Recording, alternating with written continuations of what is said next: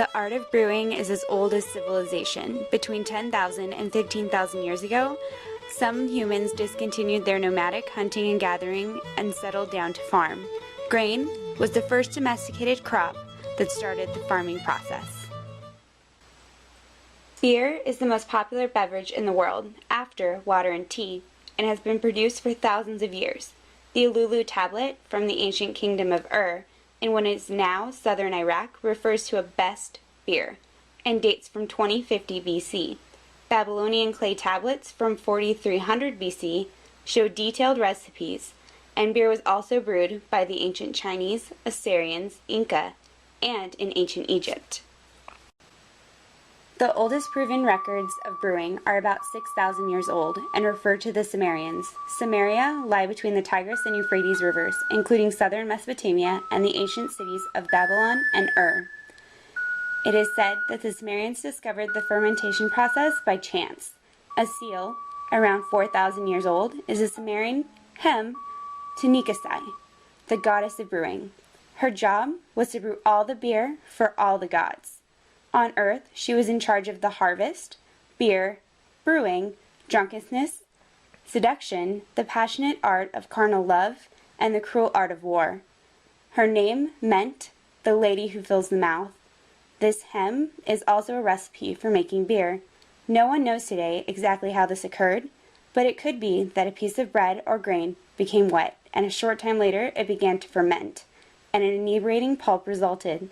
They were the first civilization to brew beer, and the Sumerians believed that the beer was a gift from the gods. The brew was thick, the consistency of modern-day porridge, and the straw was invented by the Sumerians or the Babylonians, it is thought, specifically for the purpose of drinking beer. Before the Sumerians became settled in the Mesopotamian plains, beer making, which requires a reliable and ample supply of cereal grain, as well as steadiness and patience, was probably not even possible. They had rich soil to produce abundant crops of barley, emmer, a kind of wheat, beans, olives, grapes, and flax. Eventually, the Sumerians produce more grain than they can consume themselves, either in solid or in liquid form, so they begin to trade the fruits of the earth with neighboring people, mostly Semitic tribes to the north. Written in the 3rd millennium BC, in the Gilgamesh epic, we learn that not only bread, but also beer was very important. The epic is recognized as one of the first great works of world literature. Ancient oral sagas from the beginning of human history were recorded in writing for the first time.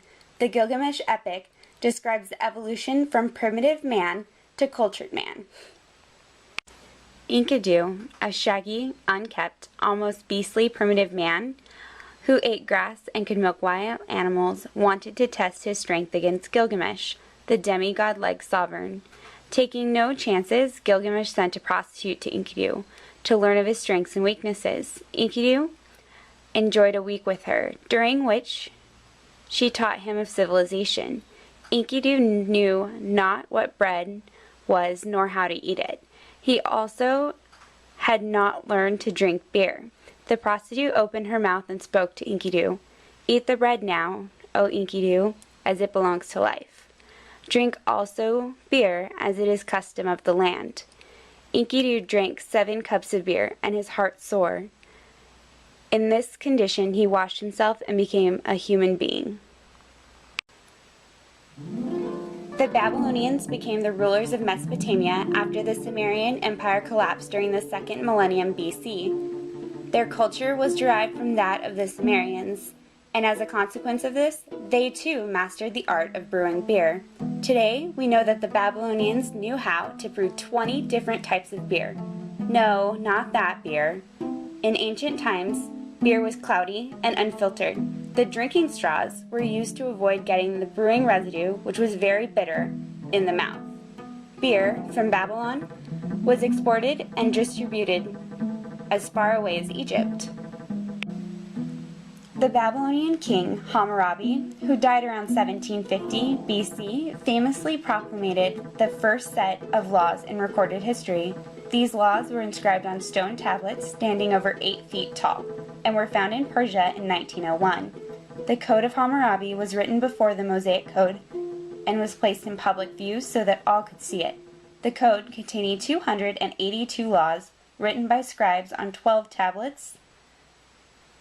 Unlike earlier laws, it was written in Akkadian, the daily language of Babylon, and could, therefore, be read by any literate person in the city. Law 108 reads, "If a female tavern keeper does not accept corn according to the gross weight in payment of drink, but takes money and the price of the drink is less than that of the corn, she shall be convicted and thrown into the water." Another of these laws established a daily beer ration. The ration was dependent on the social standing of the individual. A normal worker received 2 liters, civil servants 3, administrators and high priests 5 liters per day.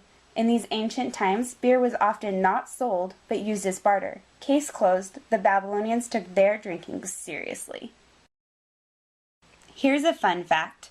It was the accepted practice in Babylon 4,000 years ago that for a month after the wedding, the bride's father would supply his son-in-law with all the mead he could drink. Mead is a honey beer, and because their calendar was lunar-based, this period was called the honey month, or what we know today as the honeymoon.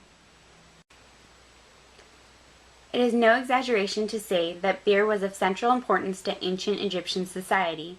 Beer was enjoyed by both adults and children, was the staple drink of the poor, but was also central to the diet of wealthy Egyptians.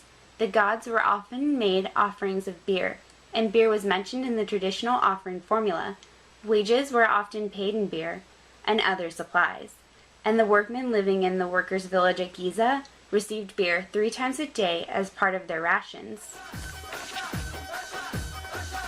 The Egyptians used unbaked bread dough for making beer and added dates to the brew to improve the taste. It was also made from baked barley bread.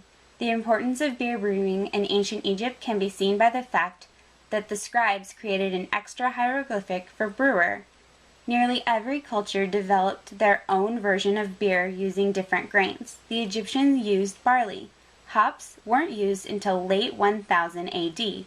They also used many herbs like balsam, hay, dandelion, mint, wormwood seeds, horehound juice, crab claws, and oyster shells to add flavor to their beer. Beer was also considered to be the most proper gift to give the pharaohs, and as a sacrifice to the god. It was one of the main necessities to be included in burial tombs for the journey to the afterlife, and it was also used as a proposal. If a man offered a woman a sip of his beer, they were immediately engaged to be married. At around 1600 BC, Egyptians made texts that contained over 100 medical prescriptions using beer. Beer continued to be brewed after Egypt was succeeded by the Greeks and Romans. Peasants along the Nile still make beer the same way today. Beer also figures prominently in Egyptian literature and sayings. For example, in this inscription dated around 2200 BC, the mouth of a perfectly content man is filled with beer. After Egypt was succeeded by Greeks and Romans, beer continued to be brewed. Plinus reported of the popularity of beer in the Mediterranean area before wine took hold. In Rome, wine became ambrosia from the gods. Beer was only brewed in the outer areas of the Roman Empire where wine was difficult to obtain. For the Romans, beer was considered a barbarian drink. Production and consumption of beer in China has occurred for 9,000 years, with recent archaeological findings showing that Chinese villagers were brewing beer-type alcoholic drinks as far back as 7000 BC, on small and individual scales. Chinese beer often contains rice, sorghum, and sometimes rye in addition to barley. Interestingly enough, some beer is produced using bitter melon instead of hops as the bittering agent. Chinese media reported in 2001 that as many as 95% of all Chinese beers contain formaldehyde to prevent sedimentation in bottles and cans while in storage. This practice has now been made illegal. As the cultivation of barley spread north and west, brewing went with it. As time passed, the production of beer came under the watchful eye of the Roman Church. Christian abbeys, as centers of agriculture, knowledge, and science, refined the methods of brewing. However, there was still very little known about the role of yeast in completing the fermentation. Beer brewing played an important role in daily lives. Beer has been said to be so desired that it led nomadic groups into village life. Beer was considered a valuable foodstuff, and workers were still often paid in jugs of beer. Perhaps the most widely known event in brewing history was the establishment of German standards for brewers, the Reinheitsgebot, or, in English, the Bavarian Purity Law. It is a regulation for the production of beer in Germany. In the original text, the only ingredient that could be used in the production of beer were water, barley, and hops. After its discovery, yeast became the fourth legal ingredient. For top fermenting beers, the use of sugar is also permitted. There is a dispute as to where the purity law originated. Some Bavarians point out that the law originated in the city of Ingolstadt, in the Duchy of Bavaria, on April 23, 1516, although first put forward in 1487 concerning standards for the sale and consumption of beer. Thuringians point to a document which states the ingredients of beer as water, hops, and barley only, and was written in 1434. This document was discovered in Renberg, near Erfurt, in 1999. Before its official repeal in 1987, it was the oldest food quality regulation in the world. While known throughout the world as a time to drink, Oktoberfest is much more than that. When Bavarian Crown Prince Ludwig chose to wed Princess Theresa in 1810, it's unlikely he knew the size of the beast he was about to unleash. To celebrate their marriage on October 12th, he organized a public horse race 5 days later on the site of today's Oktoberfest, then a humble meadow outside the city of Munich. The suds didn't start flowing until 1881, when the city council opened the door to beer sales and the first grilled chicken stand. Only beer conforming to the Bavarian Purity Law, at a minimum of 6% alcohol, may be served at Oktoberfest. The beer must also be brewed within the city limits of Munich. Beer meeting these criteria may be designated and sold as Oktoberfest beer. The next great development occurred in the mid-19th century through work done by Louis Pasteur, the first to propose an explanation of how yeast worked. Shortly thereafter, samples of Bavarian yeast provided the successful identification of a single cell and strain of the bottom fermenting lager yeast. Today, we know that the reason the beer was clearer and clearer was due to the fermentation process the beer underwent in the cold, during which the chemicals and bacteria responsible for clouding the beer were unable to thrive and were therefore filtered out of the beer. In 1880, there were approximately 2,400 breweries operating in the United States, embracing many of the classic brewing styles.